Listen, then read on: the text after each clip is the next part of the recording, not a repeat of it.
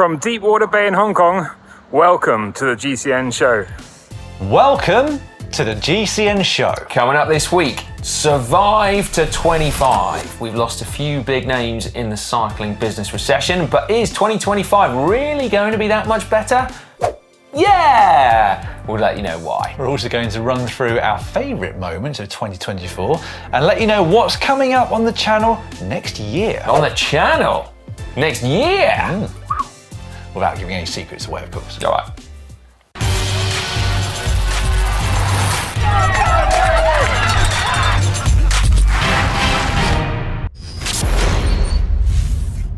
This year in the world of cycling, we learned that there's a new GOAT in town. Tadej Pogačar has achieved the unthinkable, hitting levels of dominance in the men's pro peloton not seen since Eddie Merckx in the 60s and 70s. Yeah, the Tour de France, plus 6 stage wins. Yep. The Giro, plus 6 stage wins. The World Champs, Il Lombardia, Liège, Bastogne-Liège, Strada Bianca, and more. And more. It's mental, isn't it? Yeah. I, for one, though, can't wait to see what happens in 2025. We also learned this year that the boundaries for ultra-endurance are still being pushed. Lachlan Morton achieved unthinkable feats as he lapped Australia in just over 30 days. The average for that record-breaking performance, 450 Ks per day. Wowzers. Leo Wilcox landed the big one, breaking the women's round the world record, taking 16 days off the previous one, held by Jenny Graham, who, it has to be said, did it completely unsupported. We should say again, yes, a slightly different record, although not in the eyes of the record books. No, indeed. Now, of course, we've learned already that 2025 is going to be even bigger for endurance feats because Dan here is gearing up for his epic ride to raise money for Ambitious about autism. So, yeah, many thanks for these continued weekly reminders. Oh, my pleasure. Thank you all for donating as well, because our target is creeping ever closer. Yeah, we might not get over the target. Oh, we will. Fingers crossed. Finally, we learned this year that it's been a rough one for the cycling industry and actually all the people working in it. The post-COVID bubble has well and truly burst, leaving many struggling with the consequences of what were basically ill-judged forecasts. Yeah. I mean, maybe not at the time. It was a weird time, wasn't it? But now, in hindsight, it does seem a little bit naive and even fanciful to expect that trajectory from 2020 was going to continue. But it does really feel like we've gone from boom to almost bust, haven't we? Well, bust in some cases. Yeah, 2024 was another tough year for most of the cycling industry and the people working in it. So distributors Wiggle CRC, More Large and iRide.co.uk all went into administration, whilst the Pros Closet and Parley almost suffered the same fate, didn't they? Only to be saved at the last minute. Others, well, they're weathering the storm, but having made many redundancies or restructuring. Yeah, now we ourselves have not been immune to it. You'll remember that Warner Brothers closed down GCN Plus in late 2023, and earlier this year, the GCN website was also closed. It was a rough few months, wasn't it? To say the least, saying goodbye to many dearly loved colleagues, and we would never want to repeat it. However, we also became independent again, didn't we? And we are buzzing for what lies ahead. Yeah, we have survived, thankfully, to 25, and hopefully will do for many years beyond that. But is it the same for others? Is it still the case that if you did weather the storm of 23 and 24, you'll be fine in 25? Well, it's not that simple, is it? Fortunately really? not. It was never going to be a night and day situation, of course, but rather a glimmer of light, perhaps, at the end of a long tunnel. The good news is that there is light and there is reason to be optimistic. A glimmer, yes. Firstly, one of the biggest problems facing the industry over the last couple of years looks to be almost over. That being the backlog of stock or inventory that's prevented manufacturers from releasing new products. Some of that issue was down to the overestimations, wasn't it, of demand after the COVID spike. Some of it was down to supply chain issues, and some of that was down to a really big boat getting stuck in the Suez Canal. Remember that? Seems a bit weird now to talk about it, but yeah, that was a big deal. Whatever the reasons though, cycling brands have been sat on a lot of stock that they needed to get rid of. Now for consumers, that's a really good thing, right? There've been some mega deals around as companies try and get equipment out of their warehouses to make way for newer models. Yes, and therefore you might be thinking that brand new bikes and components at full RRP might not be the best solution at a time when a lot of people are still feeling the pinch. But actually, it's the luxury and prestige brands, should I say, who appear to not only be weathering the storm, but kind of excelling. That's right, yeah. So both Colnago and Pinarello, to name but two, are bucking current industry trends. And as you're all well aware, they specialise in premium high-end bikes. Now, interestingly, an increasing number of those sales are coming from China. Now, I have actually talked to a few people in the industry, well-known brands, and hobnobbing. Yeah, that's kind of what I do. No, I really don't. But they told me that they're selling a lot of high-end bikes and components in China, to the extent that in some cases they're diverting stock back from Europe to China. Yeah, interesting. So the country which produces and manufactures most of the world's bikes is buying an increasing number of premium bikes themselves. It's turned its back on bikes in favour of cars in the past as it develops the nation, but they are now making a comeback, albeit in a different capacity. Yeah, which is still good news for cycling as a whole, right? Like, if there's any nation that you want to get the cycling bug, it's the one with 1.4 billion inhabitants. yeah, preferable to a sudden cycling craze over in Bermuda, for example, isn't it? I mean, like, I'd want a cycling craze everywhere, right? But in terms of like what it can do for the planet, I think, yeah, China getting on bikes, that's pretty cool. And also, we should say, there's some pretty amazing riding to be had out there as well. Hopefully, we can get out there at some point soon. My last experience of China, Dan, was the Tour of Qinghai Lake. Nice. In 2009. No, it is not something I would ever want to repeat. I would. I won a stage there 19 years ago, I think it was. I remember as well, yeah. You beat the Netherlands' sexiest vegetarian, Martin Tellingi, into second place. Oh, so we came to a bit of a deal. Anyway, Did you? Yeah. Well, he was going into the yellow jersey. I needed to get something out of helping into it. I didn't pay for it as such. I thought just came to an agreement. Yeah. Gave him a few vegetables. Yes. Okay, right. Either way, that was one of my many career highlights. Yeah, okay. Right? But back to the points in hand, what does 2025 look like? Well, you know what, right? So from reading comments under GCN videos, I think that actually the market isn't going to pick up in as many countries quite as much as some brands are hoping. Well, firstly, right, so technology on bikes continues to improve, but unless there's another major shift like we had with disc brakes, well, carbon fibre actually, we should say, first of all, and then disc brakes or gravel bikes or electronic group sets, all of those big reasons to upgrade, then I can't see all that many people upgrading unless it's just because it's something that we love to do. And let's face it, many of us do love to do it if we've got the means. And secondly, prices are high, right? So whatever reasons we've dug into before, I think it's harder to get into cycling right now, isn't it? There are going to be fewer new people joining the sport, I think. It does feel like there's a bigger barrier to entry, doesn't it, in some ways? Not a bad thing for cycling as a whole, but it is something that does need addressing long term, that's for sure. That's right, yeah, more people cycling is a good thing, right? So keep spreading the word, people. Roads, trails, hills and mountains are waiting for us. And they're as good as ever, aren't they, basically? They are, yes. Let us know your thoughts. Do you see it looking a lot brighter at the end of the tunnel as we go into 2025? Or is it more doom and gloom? Say it ain't so. I've heard the roads from Manchester to London are particularly Doomy good. and gloomy. No, they're amazing. All 350 kilometres. Not even a tunnel. It's just light.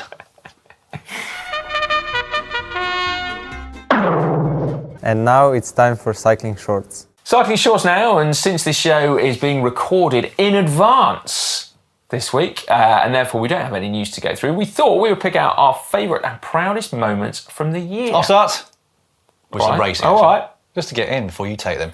So, in terms of racing, I've got to go with the obvious ones, really, like Cavs win number 35. Really? 35 at Tour de France. That was a goosebumps moment, surely, for anyone. Yeah, well, yeah, right, yeah, I'll give you that. I mean, just because it was amazing and sort of unexpected, I think I'm safe in saying. Yeah. And also Kasia Niewiadoma winning the Tour de France Femme Avec Zwift, because feels like for years she's been playing second fiddle to the really big stars in the women's peloton, but she went and won the biggest race of them all in what was one of the most dramatic finishes of any bike race I've ever seen, on Alpe d'Huez, no less. Oh, I mean, ridiculously dramatic. You couldn't write that. No. No one would believe it. But okay, right, they were both special moments. Cav 2, I would agree. In terms of racing, as I've said, I would agree with the Tour de France Femme Avec Zwift.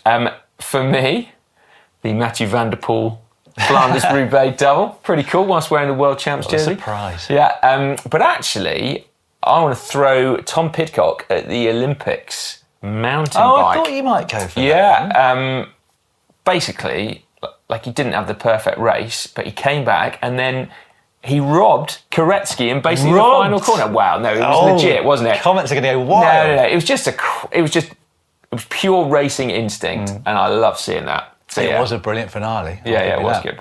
Right, on to what I'm most proud about this year, go on, mate.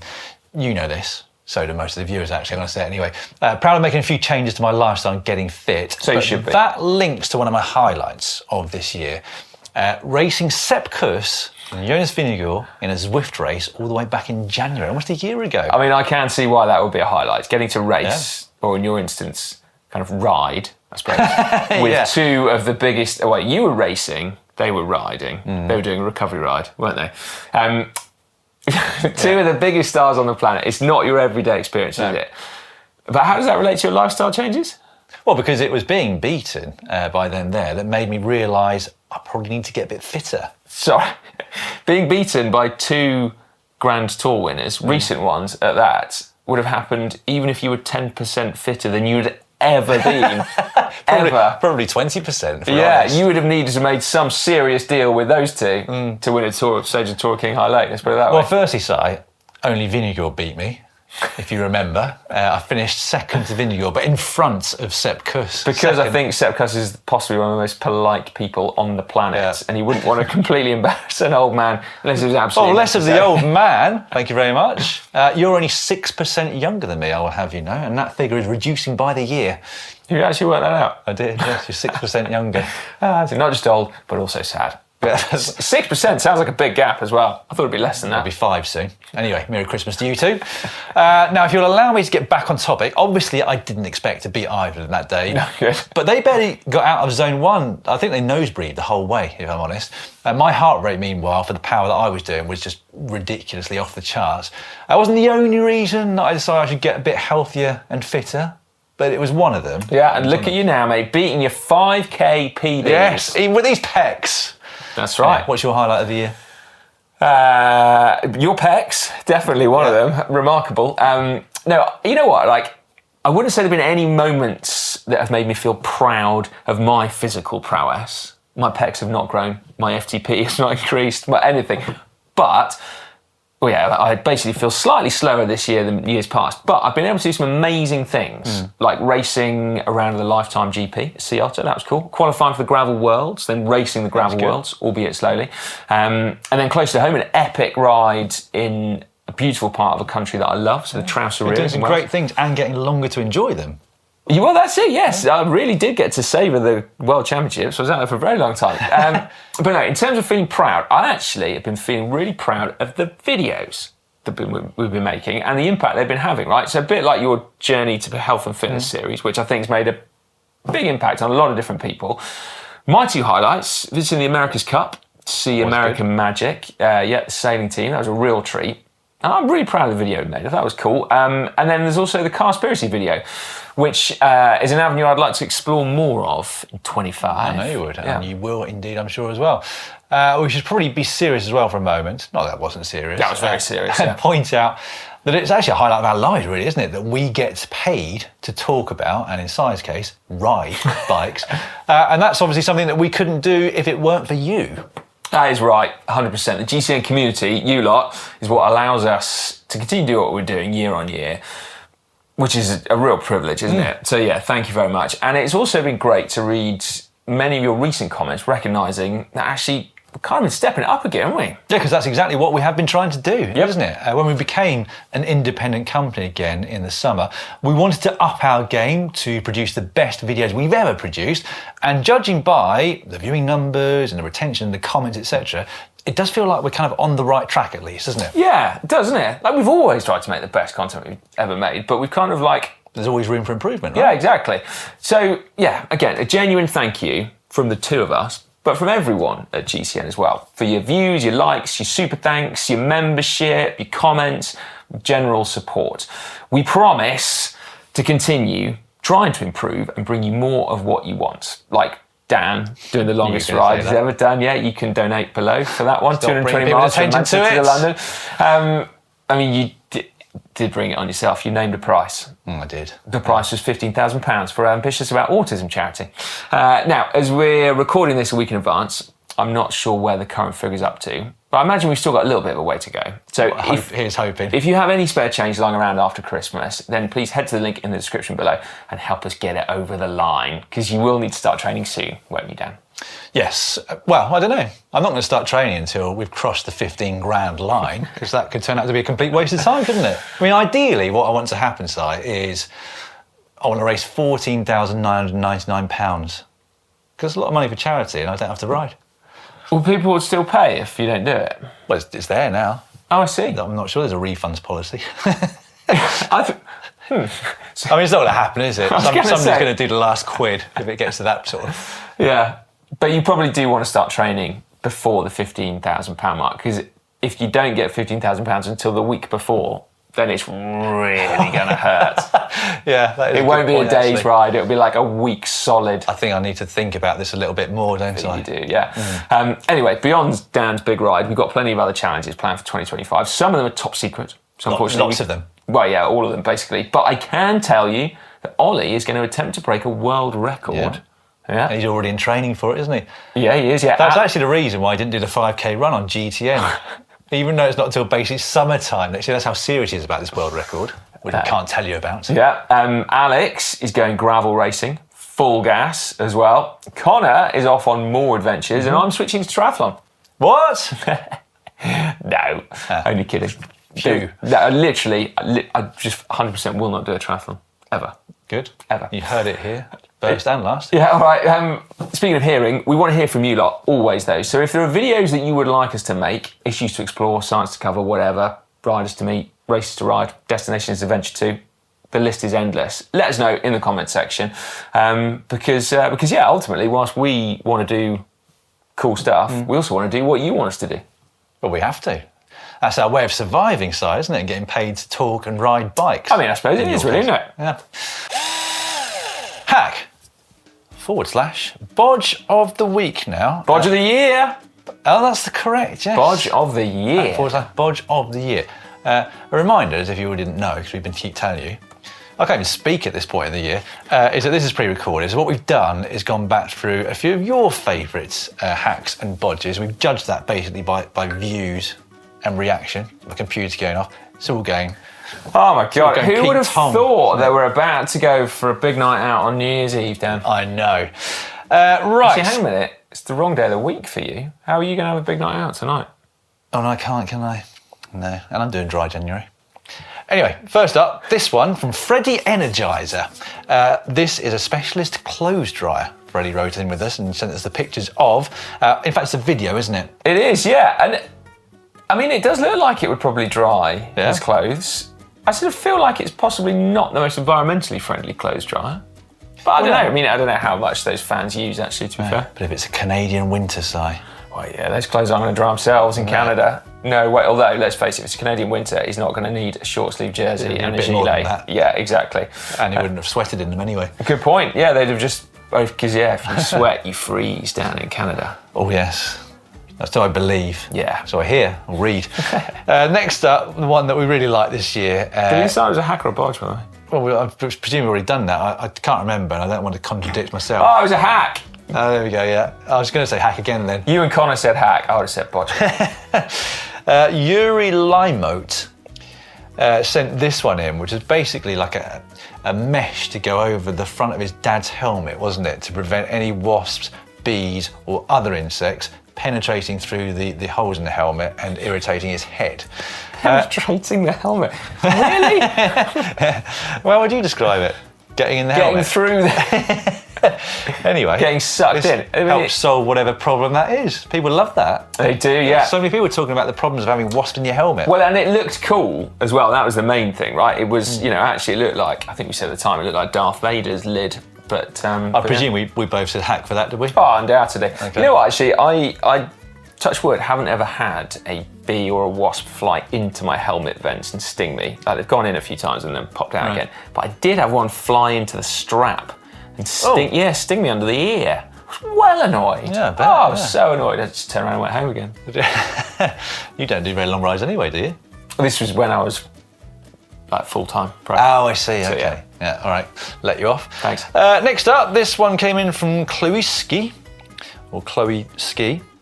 A duct tape tyre patch. Now, I would imagine that this one got a lot of views on Instagram Reels because, well, every day is a learning day. Well, people just get into cycling, don't they? And this is a really great tip. We have been doing similar tips for probably 11, 12 years when we first put a patch inside a tyre, wasn't it? But to this day, it still works. So well, I'm pretty sure we would have said that was a hack as well. It's a roadside hack, isn't it? Absolutely, yeah, totally.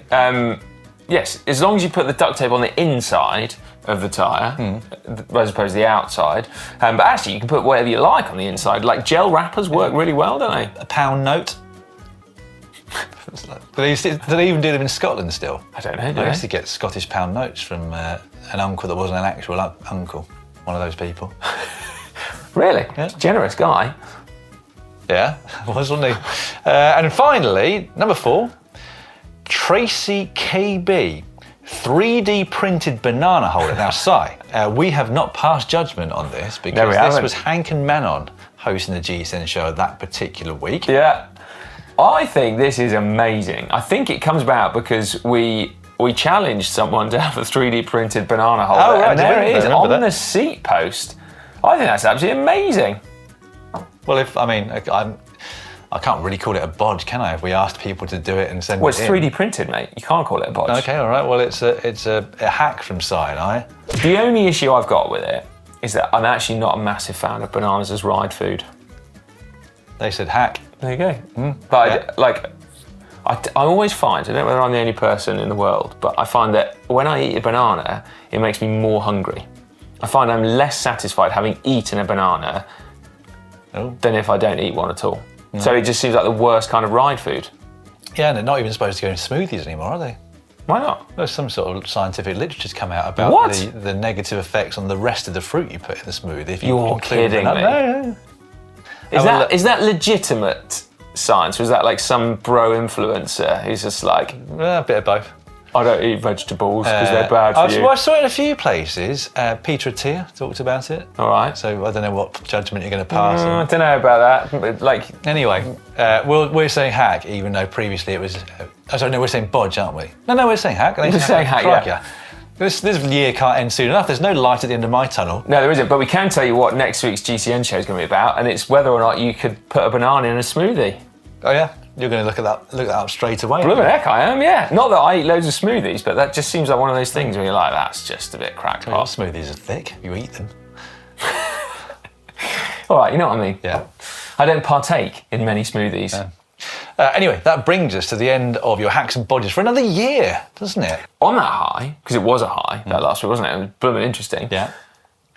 That's the end of the GCN show. Oh, it is, isn't it? Because we haven't actually seen any captions because last week's video is not out yet as we record this, is it? There we go. No. So not only is it the last GCN show of the year, it's also the last GCN video of the year, it being New Year's Eve. So basically what we need to do is wish everyone a Happy New Year. Happy New Year, everyone. Yeah, genuinely, we hope you have had a great 2024 and have an amazing 2025. Full of riding or watching bike races, depending on how you see fit. Yes, a happy and healthy year. And if you're watching this on New Year's Eve, have a great night.